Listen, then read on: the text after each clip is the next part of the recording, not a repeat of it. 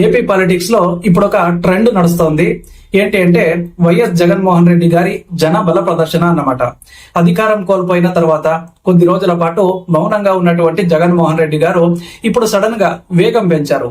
అంటే ఆయన ఎక్కడికి వెళ్ళినా, ఏ నియోజకవర్గంలో అడుగు పెట్టినా, ఏ పెళ్లి ఫంక్షన్ కి వెళ్ళినా జనం మాత్రం విపరీతంగా వస్తూ ఉన్నారు. సో ఇలా వేలాది మంది జనం స్వచ్ఛందంగా వస్తున్నారా లేక పకడ్బందీ వ్యూహంతో వాళ్లను తరలిస్తున్నారా అనేది పక్కన పెడితే, జగన్మోహన్ రెడ్డి గారు జరుపుతున్న ఈ పర్యటనలు కేవలం పరామర్శలకే పరిమితం కాకుండా ఒక భారీ శక్తి ప్రదర్శనలాగా కనిపిస్తూ ఉన్నాయి. దీని వెనుక ఉన్న అసలు వ్యూహం ఏంటి? కూటమి ప్రభుత్వానికి ఆయన ఏం సంకేతాలు పంపాలి అనుకుంటున్నారు? ప్రజల్లో ఇంకా తన పట్ల క్రేజ్ తగ్గలేదని నిరూపించుకోవాలి అనుకుంటున్నారా, లేక తన క్యాడర్ ను తిరిగి ఉత్సాహపరిచే ప్రయత్నం చేస్తున్నారా అన్నది ఈ వీడియోలో చెప్తాను. రాజకీయాల్లో ఓటమి అన్నది సహజం, కానీ ఆ ఓటమి తర్వాత కోలుకునే తీరు ఎలా ఉంది అన్నదే ఆ నాయకుడి భవిష్యత్తును నిర్ణయిస్తుంది. 2024 ఎన్నికల ఫలితాల తర్వాత వైఎస్ఆర్ కాంగ్రెస్ పార్టీకి కేవలం 11 సీట్లు మాత్రమే రావడంతో రాష్ట్రంలో ఆ పార్టీ భవిష్యత్తుపై చాలా అనుమానాలు వచ్చాయి. ఒకవైపు నాయకులు పార్టీని వీడి వెళ్తుండడం అండ్ మరోవైపు కార్యకర్తలు నిరాశలో ఉండడం వంటి పరిస్థితుల్లో జగన్మోహన్ రెడ్డి గారు ఒక కీలకమైన నిర్ణయానికి వచ్చినట్లు కనిపిస్తోంది. అదేంటంటే జనాల్లోకి వెళ్లడం. మామూలుగా జగన్మోహన్ రెడ్డి గారు తన రాజకీయ ప్రస్థానం మొదలైనప్పటి నుండి కూడా జనం అనే అస్త్రాన్ని నమ్ముకున్నారు. అండ్ ఇప్పుడు కూడా అదే అస్త్రాన్ని మరోసారి ప్రయోగిస్తున్నారు కూడా. ఆయన పర్యటనలో భారీ ఎత్తు జన సమీకరణ జరగడం ద్వారా తాను ఇంకా రాష్ట్ర రాజకీయాల్లో ప్రధాన శక్తిగా ఉన్నాను అని చెప్పకనే చెప్తూ ఉన్నారు.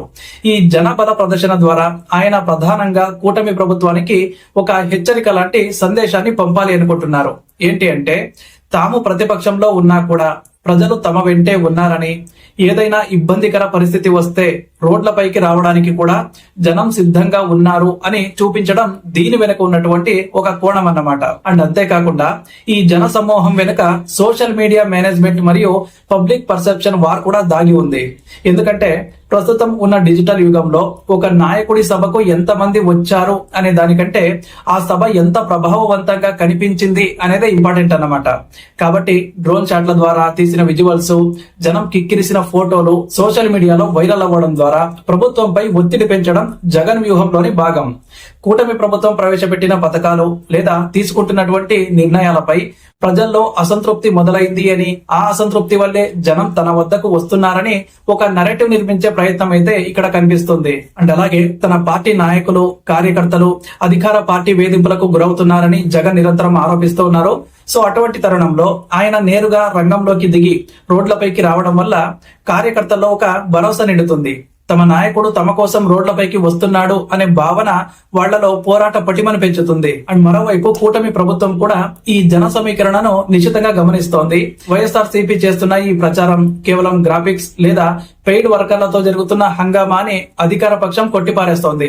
అయితే రాజకీయ విశ్లేషకుల అభిప్రాయం ప్రకారం జగన్ సభలకు వచ్చే జనంలో మెజారిటీ భాగం ఆ పార్టీకి ఉన్న గట్టి ఓటు బ్యాంకు నుండే వస్తూ ఉన్నారు.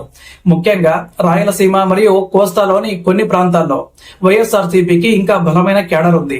ఆ క్యాడర్ ను కాపాడుకోవడమే జగన్ ముందున్న తక్షణ లక్ష్యం. భవిష్యత్తులో స్థానిక సంస్థల ఎన్నికలు లేదా ఇతర ఉప ఎన్నికలు వచ్చే అవకాశం ఉన్నప్పుడు ఈ బల ప్రదర్శన చాలా కీలకమవుతుంది. ఇక జగన్మోహన్ రెడ్డి గారు చేస్తున్న ఈ జన బల ప్రదర్శనలో మరో కోణం ఏంటి అంటే, కేంద్ర పెద్దలకు కూడా ఒక సంకేతం పంపడం అన్నమాట. అంటే ఆంధ్రప్రదేశ్ రాజకీయాల్లో త్రిముఖ పోటీ ఉన్నా లేదా కూటమి బలంగా ఉన్నా కూడా ప్రజల్లో తన బలం తగ్గలేదు అని, రాబోయే ఎన్నికల్లో తానే ప్రత్యామ్నాయం అని ఢిల్లీ స్థాయికి ఈ విజువల్స్ వెళ్లేలా ప్లాన్ చేస్తూ ఉన్నారు.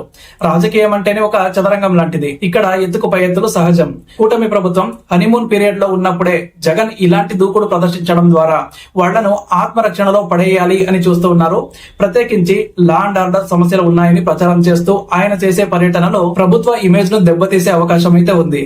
అయితే ఈ వ్యూహం ఎంతవరకు సఫలమవుతుందనేది కాలమే నిర్ణయిస్తుంది. ఎందుకంటే కేవలం జనం రావడం మాత్రమే గెలుపుకు సంకేతం అయితే కాదు.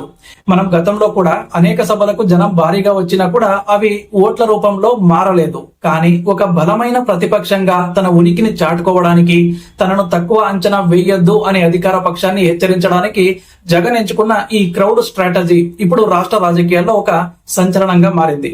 ప్రతి పర్యటనను కూడా ఒక భారీ ఈవెంట్ లాగా మార్చడం అండ్ ప్రజల నుండి వచ్చే స్పందనను సామాజిక మాధ్యమాల్లో విస్తృతంగా ప్రచారం చేయడం ద్వారా వైసీపీ తన రెండో ఇన్నింగ్స్ అయితే చాలా పకడ్బందీగా ప్లాన్ చేస్తోంది.